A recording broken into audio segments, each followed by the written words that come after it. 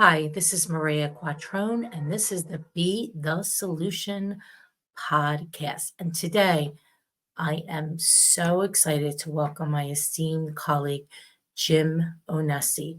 Jim has been in the real estate industry for more than 23 years and has been one of the most successful real estate professionals in Philadelphia, focusing largely on luxury homes and large scale high end developments. His passion for his work is evident each day. If he's not at an appointment, he's at the Broad Street office strategizing to improve the way he serves his client and grow his successful business. Jim himself is an accomplished investor known for his effective marketing and strong negotiation skills. He's originally from Packer Park and he lives in Rittenhouse for over a decade with his gorgeous family. He loves how his neighborhood gives him quick access to some of the city's most interesting and exciting restaurants and events.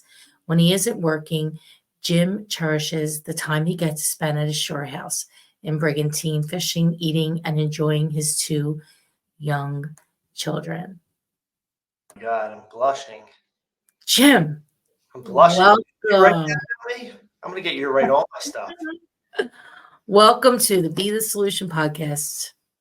Thank you. Excited to be here. My old friend Maria.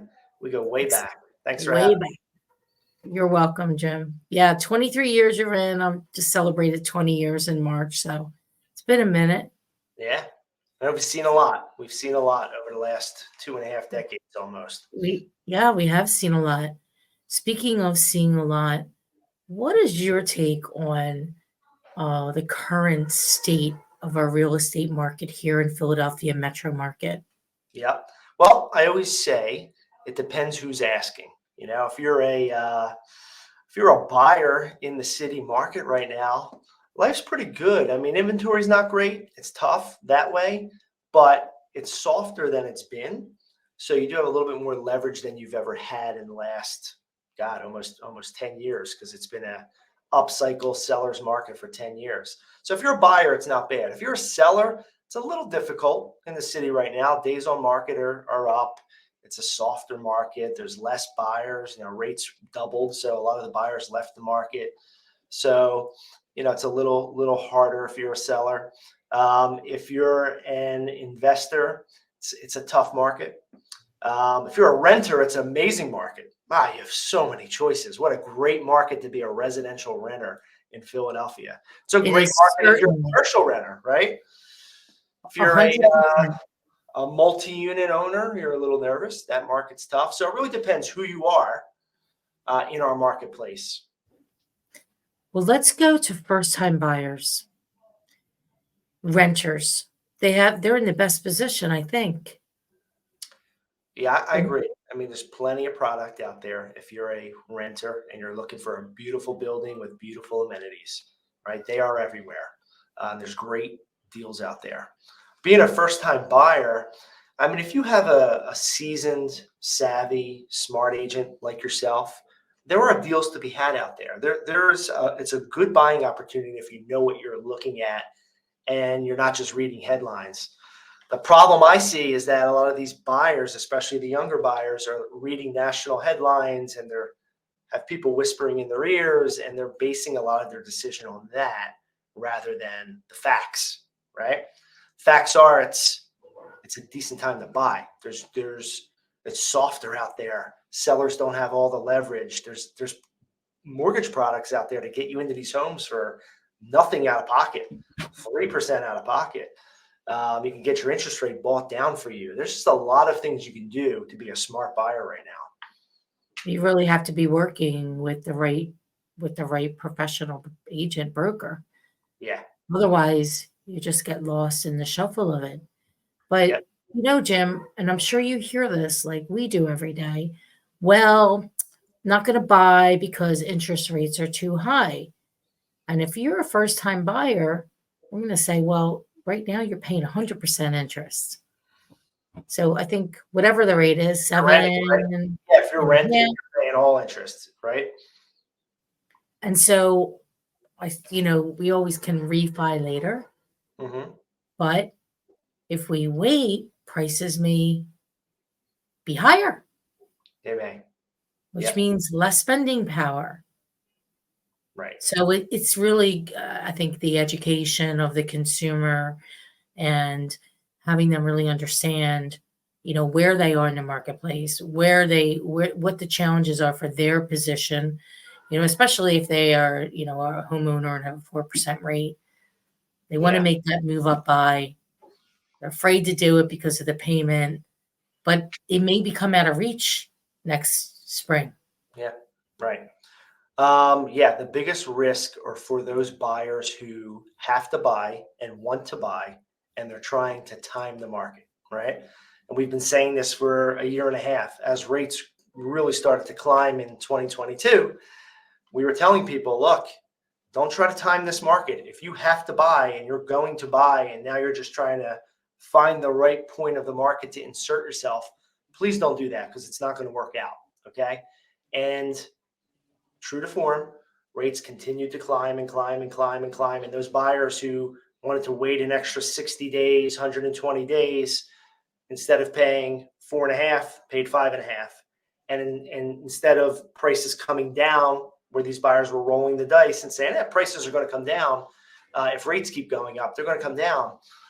They didn't. So they wind up buying at a higher rate and at a higher price or the same price. So they gambled and lost. And this is not a market to gamble in. If you're going to buy, make the decision and buy, because you do not know what's going to happen over the next 6 to 12 months. If you don't have to buy and you're fine with being a renter and you're fine with staying in your home, okay, that's fine. There's a lot less risk there.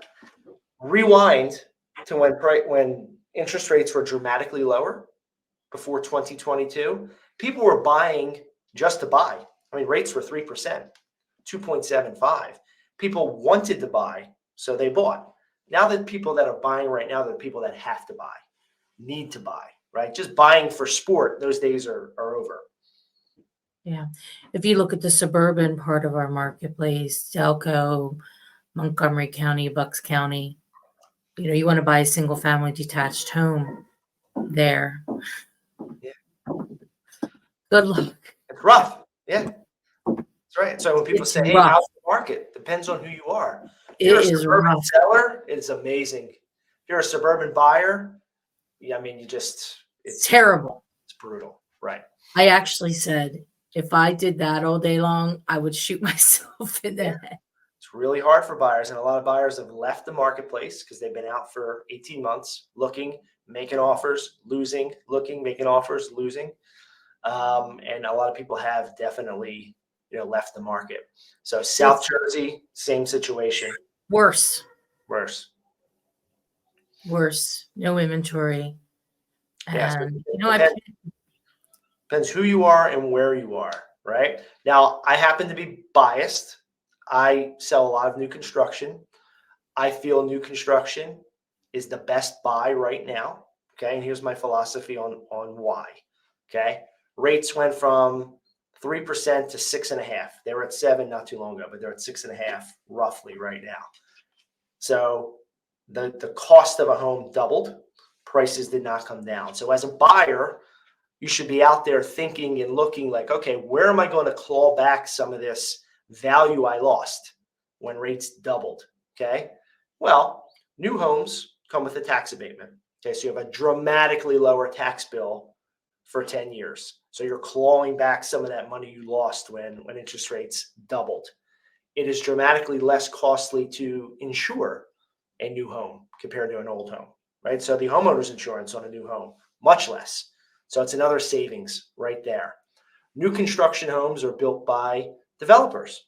Okay. If you look around the marketplace at the people who are offering an interest rate buy down, most of it's coming from developers, not homeowners with one home to sell that they've lived in for the last 20 years. So yet again, that's another potential savings for buying a new home. The upkeep, maintenance, and potential repairs in a new home, dramatically less than an old home. So I just gave you 4 points right there that'll probably save you 50K over the next several. dramatically less for 10 years. Exactly.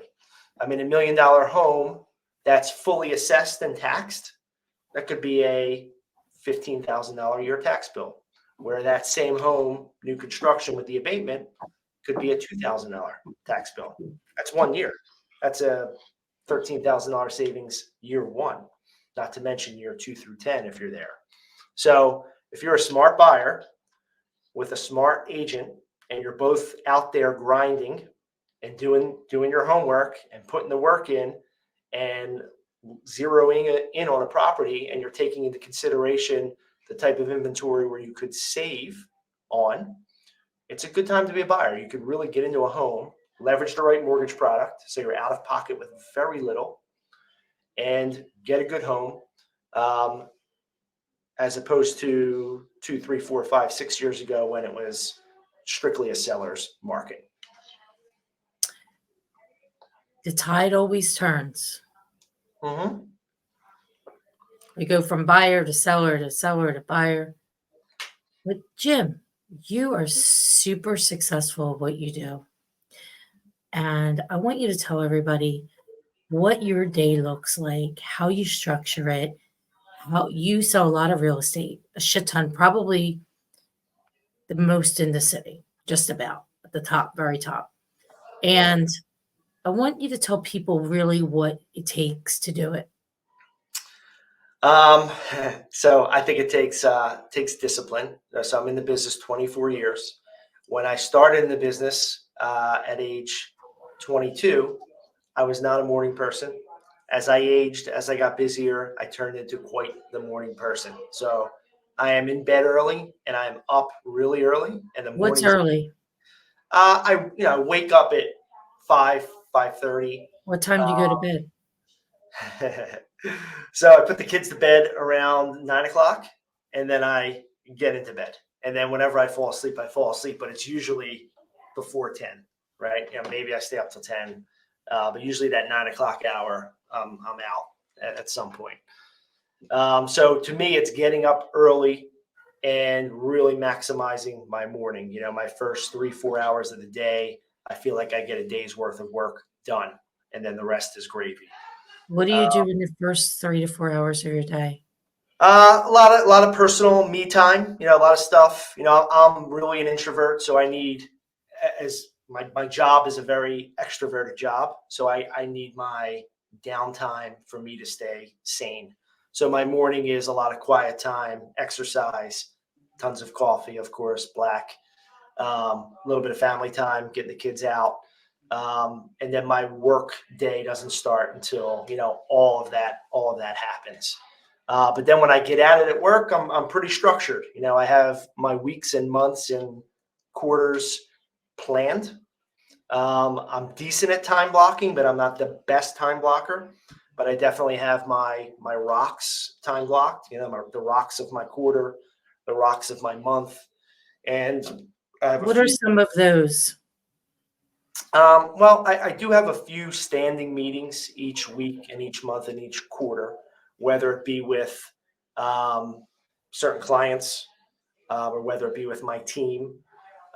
So my team is who allows me to get out there and service the clients to the best of my ability. You know what? If I'm on this podcast with you, I have a staff right now grinding, helping me service the clients, helping me return messages while I can't for this next half hour, getting things in line for me. So when I'm out of this appointment, I didn't miss a beat. And that happens all day long, all week long, all month long. So some standing appointments to touch everybody at once is a big part of my life.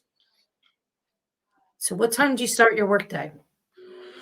The phone starts ringing immediately, right, and early. I really don't start taking calls until the 8 o'clock hour, and then emails and text as well. So I'll have a good 2.5 hours in the morning before I really get into it. So yeah, 8 o'clock hour, and then it runs as long as it runs, that day. So do you call people on the phone? I'm on the phone all day. I'm in a lot of meetings. I do like to be at my workstation here in my office as much as I can. I got 3 screens. My staff is right outside this door. I've got my phone. I can do 7 things at once and just really get a lot done. I'll then get out onto the road, onto job sites, onto showings, meeting with clients for a portion of the day as well. So I'm probably 50-50 inside and outside throughout the day.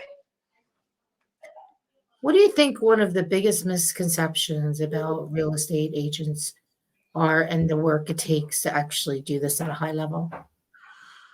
Um, I always say that the public and the clients in some cases, they only know what they can see. And I think realtors don't do a great job articulating their value and what they do on a daily basis, right? I think the clients and the public sometimes and most of the time only value what's tangible, right? They see a piece of advertisement and they value that. They see an open house and they value that. It's tangible. They don't see you on the phone 11 o'clock at night to 12 o'clock at night throughout the week, um, curating this business and generating buyer leads to get their listing sold, or vice versa, uncovering a property for that buyer to buy first before it hits the market, doing the nitty gritty work all morning, all afternoon, all night, all weekends, on holidays, taking calls on Christmas to achieve whatever that goal is for that client. It's not tangible, and there's not a good way to articulate all of that in real time to every client either. So you just do. Maria's just out there doing, to get the result for the client. But they probably only see like the little tip of the iceberg popping out of the water. So what goes into it, to be at a high level, where you operate.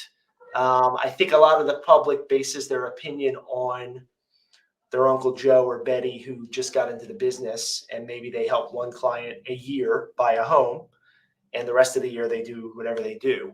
And hey, my Aunt Betty's a realtor and this is what she does.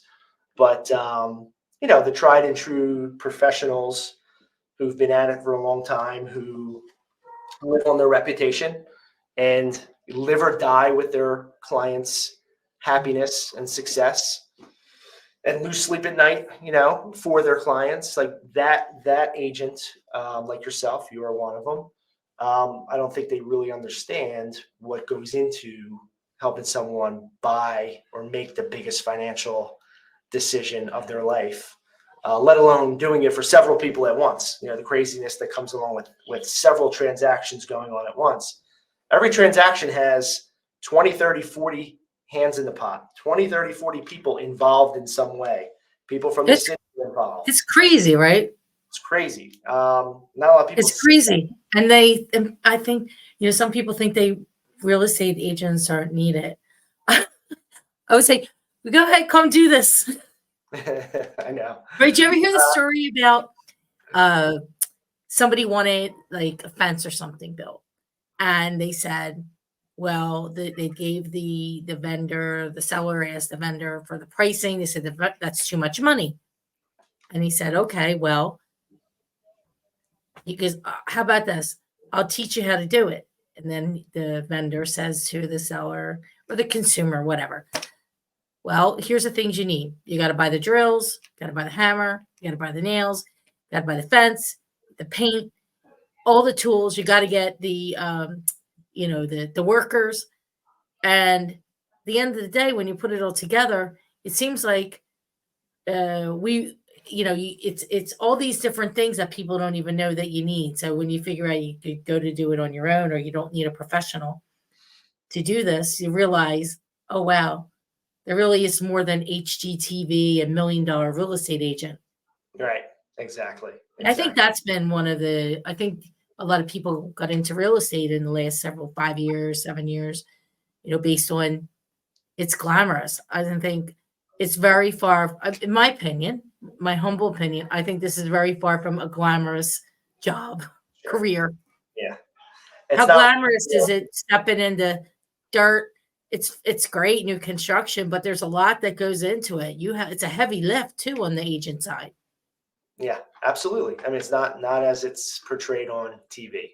Uh, So so speaking of that, how did you get into the new construction? Because that's really a big part of what you specialize in. And how did you fall into it?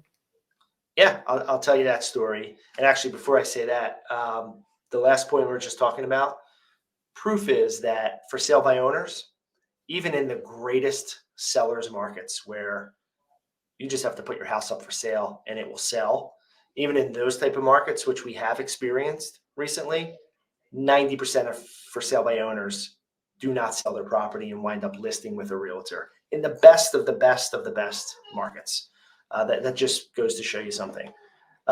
New construction, when I got into the business, I was 22. I was very intrigued by the investment side of the business. Investment properties was kind of the niche I gravitated towards in the first couple of years. And from there, I just got good at finding deals for investors, finding them, digging them out, penciling them, making sure they worked, and then kind of delivering that package to investor after investor after investor. And then most importantly, that deal actually working the way I said it was going to work, right? Under promising and over delivering. After doing that for a while, some of those investors became bigger investors, right? And developers. And instead of me selling them a couple of shells a year to flip and fix and sell, I started selling them bigger deals, land deals and subdivisions and big warehouses to turn into condos, all with the same theory: under promise, over deliver. If I'm going to put my neck out or have someone put their neck out and spend their money and their time to develop a piece, it needs to work. So after it working and working and working and working, my reputation grew and I enjoyed that niche and it stuck. And the rest is history. 24 years later, it's become a really big part of my business and a big part of my daily life. And it is an interesting part of the business. And people like new construction. Main number one reason, it's new. You Same. get the newest trends of Yeah. whatever's going on out there. And I always was a fan of new construction. Ironically, I live in a home that was built in 1850. Personally, right? My wife loves old homes. So do I. They're great. But I would love a new home that no one no one's used and the ductwork's clean. You know, uh, no one's dirt is in my ductwork from previous ownerships, and the plumbing's brand new. Like I do love new. Maybe someday, happy wife, happy life. But maybe someday I Right. buy one of my own products that Happy wife, happy life, for sure. So, what's your take on the development space? And, any new deal is pretty much almost, from what I hear and what I looked at, almost impossible to make work, even if you're getting the land for free with the cost of construction, inflation, still supply demand, um, you know, problems, especially with the bridge collapse in Baltimore. Um, what do you see development for new construction over the next, several years after what we have has been absorbed? Yeah, it's a good question because at the same time of everything you mentioned, we have low inventory with not a lot of inventory replacement coming. So no, reinforcements are not on the way. So we're going to be short on inventory for a long time. What I've seen is as rates doubled, a lot of the projects that were already approved and in the pipeline so far have moved forward, even in this Mhm. higher interest rate environment. I'd have to say this isn't an official stat, but from what I know and who I'm talking to and what I see and what I'm tracking, it seems like 85% of everything that was in the pipeline in 2022 that was planning on being built has been moving forward. I haven't seen a lot of people totally pulling the plug. Mhm. Um, New permits, new developments, depending on asset class, if we're talking multi-unit or townhome or a different asset class. Let's say, Uh, I would say, well, multifamily has been, I think it's based on all of the inventory that's out there. I'm still shocked that things are still coming out of the ground. Yeah, yeah, and I do think a lot of those projects were approved a while ago, and there's no other option in some cases. And in some cases, there's a lot of smart developers out there. They've had a plan in place. They do have Mhm. a plan in place. They've anticipated higher interest rates and pivoted, and the deal is still sustainable. I I think think some are just stuck in the middle of it because money's already been released. They're too far down the path. sure. Yeah, I think the bigger Yeah, risk to me is the folks that finished their project a few years ago and locked in that 4% interest rate, 4.5% interest rate. And when their 5-year balloon matures, there's a lot of uncertainty there. And I think there's a lot of risk there for folks. Are the projects still solvent? So we'll see what happens. But look, every down market, uh, there's opportunity, for others. So always. the strong will survive. There'll be a lot of pivots, and there'll be a lot of change in plans here, and there has been over the last 12 months.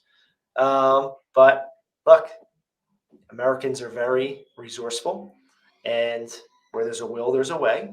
And most will survive and thrive and do well. Not everyone will make it, especially if the market continues to soften and it continues to be a difficult market. But what we're going through right now is nothing like '07, '08, '09, the Great Recession, the financial crisis. Totally different situation, right? Uh, Totally different situation. every 5 to 7 years, going back 4 decades, even longer, um, the market changes direction, right? So we have an up market or a down market. It runs in cycles every 5 to 7 years, to the T. You go back through the 2000s and the 90s and the 80s. Sure, there might be a shorter cycle of 3 years, but what we're experiencing right now is pretty predictable, right? We just came off the longest upcycle in the history of the market. We just came off a 10-year upcycle. Market Mhm. bottomed, financial crisis, third quarter of '07 it began. We bottomed in 2012, okay, and we started to come back up. So 2012 to 2022 was a 10-year uninterrupted upcycle, besides a little blip on the radar for COVID, 3-month blip, right? Other than that, 10-year upcycle. So most people have been bracing for impact for the last several years because they figured it's not going to go past 6 years, not going to go past 8 years, is it? This can't keep going for 9 years, right? So no surprise that the market has flattened and then rolled over, and we're now where we are. And usually it happens for different reasons. It's not always the same reason going back through history, whether it's what we're experiencing now with interest rates doubling and inflation tripling over the last 4 years. That's the reason today for a flattened and then softening market. The financial crisis in '07 was a totally different situation, right? Um, late '90s, totally different situation. Savings and loan crisis, totally different situation. Iran, all the crises we've had over time, they're all different reasons why the market changed. Same thing for upcycles, right? The trigger and catalyst for our upcycles have been different over the last 30 and 40 years. So it's never a surprise as to that the market has changed dramatically. It's the surprise is always why, right? We don't know why, but it's going to happen, but we just don't know why yet. Only can connect the dots backwards, never forwards. Yeah, exactly. Right. So let's change gears for a moment. Let's talk about some of your projects that your new construction projects that you're representing. Yeah, yeah. Thank you. Thanks for asking. Got a lot of exciting stuff listed right now. A lot of stuff coming. Some of the best units, best homes I've sold in 24 years. I feel like these developers, it just keeps getting better and better and better and better, right? That's the way it should be, but that's the way it is trending. Construction and finishes and just ideas are unbelievable. This Wednesday, the 22nd of May. I'm having a grand opening at our luxury condo project called The Ben at Second and Race. Boutique condo building, super luxurious, really special units, from a beautiful penthouse to gorgeous bi-level units, top of the line everything. Elevator opens up into your unit, outdoor spaces, massive roof deck, really special product. That's 160 North 2nd Street. So if you guys are out there, you want to see an amazing condo, come by 5:30 to 8 on Wednesday, the 22nd. We have gorgeous townhomes for sale right now in Rittenhouse at 15th and Pine, the Bowery. These are big, beautiful 4,000 square foot homes with elevators and tax abatements. Just stunning workmanship. And what's the price point on those and the price per square foot? The townhomes at 15th and Pine start at $2,750,000, and they go up from there. We have an extra large corner unit, and some just amazing interior units. They have 4,000 square feet. Yeah, 4,000 square feet. So just over 600 a foot. 600. Yeah. And then the Ben at Second and Race, they're about 900 to 1,000 a square foot. Woo! Yeah, they're really nice, really nice. I'm going to stop by on Wednesday. I'd say they're half the price of the most expensive condos in town. The Laurel and Hamilton Street and some of those buildings, but just as nice at a 60, or I'd say a 40% discount in price to those larger buildings. And it's a boutique building. It's not overcrowded. 1 or 2 units per floor. Elevator opens up into your unit. It's not congested. It's a corner building, new construction, tax abatement, of course. Right across the street from the tuna bar. That's right. Great restaurant. I go to the tuna bar every few weeks, so I've watched the Ben being built. Yeah. So I will definitely. I'm looking forward to seeing that project. So we have the Ben, the Bowery, and then about 18th Street. No, not 18th Street. 17th Street. Where's that? Yep. Got Artist Village at 17th and Bainbridge. 9 new construction homes. We have 2 left. 7 of them sold. Most of them sold, pre-completion before they were fully built. Those are around 1.75. Where are you seeing the buyers coming from, Jim? Are they local in Philadelphia? Are they? Yeah, we're seeing about 70% of the buyers are local. Philadelphians moving up, starting a family. They're in a smaller home. Now they need a larger home. They want to stay in the city. They have to stay in the city. And then 30% from out of market. And that could be as close as North Jersey, New York City, or as far as California or some of these other states. And they're relocating in for work, or they're just relocating because they want to change. And in this new post-COVID life that we live, a lot of people can work wherever they want because they still are remote, or they're more remote than they've ever been. So I have plenty of people I'm talking to. What are you doing here in Philly? I just wanted to try a new city. Great. And they have a job, and wherever it is, it's in California or it's in Minnesota, and people are just, moving around a bit. But we're still really getting infiltrated by those New Yorkers. They're getting twice the home for half the price here in Philadelphia. They need to be in the office in Manhattan 1 day a week. So they'll hop on the train and they'll go up there 1 day a week, and 6 days a week, they live like a king or queen in Philadelphia, with better cost of living, better cost of housing, less congestion, right across the board, twice the house. So a lot of New Yorkers, that trend has not slowed down at all. No, it is definitely not slowed down. And then you have another project in Fairmount on 6th Street? Yeah, 6th and Fairmount in Northern Liberties. It's the Citizen. So that's a huge development with probably 4 or 5 different sized homes in there. Everything from 2-bedroom, 2-bath stacked units to 3-bedroom, 3-bath to 4-bedroom homes, which are large, 3,000, 4,000 square foot homes. So a little bit of something for everyone in that development. We're going to deliver our first homes, I'd say, in about 60 days or so. Phase 1 and 2 is already 100% sold out. Phase 3's 50% sold out, and we're selling phase 4 now. A little bit behind schedule, but it's a big project, and it'll get there, and it's going to be great. Quite an impact on that on that block. It really Oh, takes up no the doubt. block. It's pretty awesome. It's completely changed. There was like an old warehouse there or something before that. Yeah. Yeah. Yeah. So a lot of good things. I mean, look, a lot of people are down on the city, and again, people are reading headlines that everyone's leaving the city. It's not the case. I mean, if you're out on a Friday, Saturday night here, like I am often, streets are bumping. The restaurants are Yeah. full. It was packed Saturday night. My Resi app and my Open Table app, it's like, all right, I'm looking to pull that up and see 100 different restaurants that I can just walk into. No, I mean, they're packed. Streets are really, really crowded, and it's really looking good. I think the mayor's doing a great job.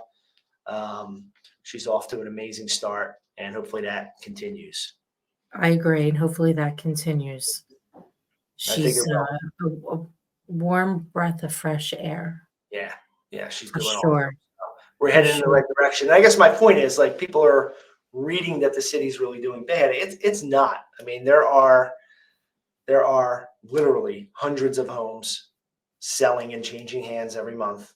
The restaurants are full, streets are full. There's 10 things happening at once every weekend, in the city. It's starting to feel like it was prior to the pandemic. Yeah, we're getting there. Yep. We're getting there. We're getting close, for sure. Hopefully by this time next year, things really will be back to a better normal than we've Yeah. had. So it's exciting. I've been downtown since '95, so been here a long time, and I've seen a lot. Yeah. So, obviously, still a fan, still here, Yeah. Same. right? So, before Jim, this has been, you have just a wealth of information for our listeners, so thank you for that. But before we wrap up, 2 questions I have for you. 1, guilty pleasure. What is your guilty pleasure? My guilty pleasure. Uh, Yes. hitting a tennis ball solid is my guilty pleasure right now. Okay. All right. I started playing a little while ago. I'm hooked, and I'll play by myself. Like, that's how much I'm into it right now. So just hitting the ball. That's super cool. I still wanna learn how to play tennis, so maybe one of these days I'll get my act together and get some lessons in. I did take some lessons, but the lady flaked on me, so I would offer you lessons, but I still stink.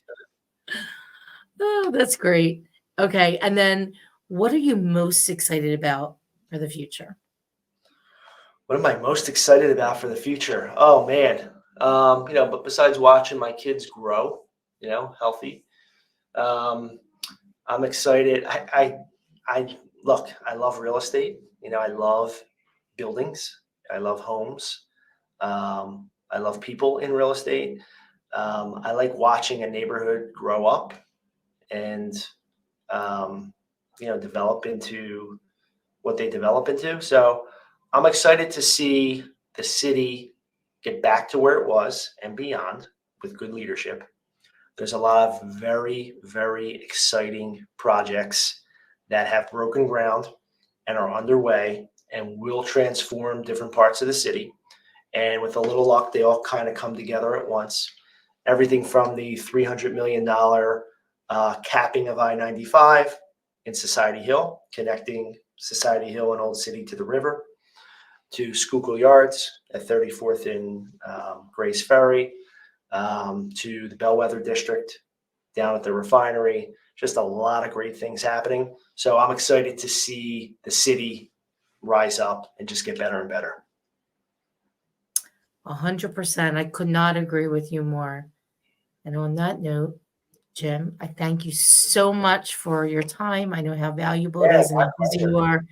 And thank you for being on Be the Solution. And you certainly are the solution for lots of great things in real estate, especially new construction development. So Well, right great back work. at you. Thanks for having me. It was fun. We'll do it again. Yeah, absolutely. My pleasure.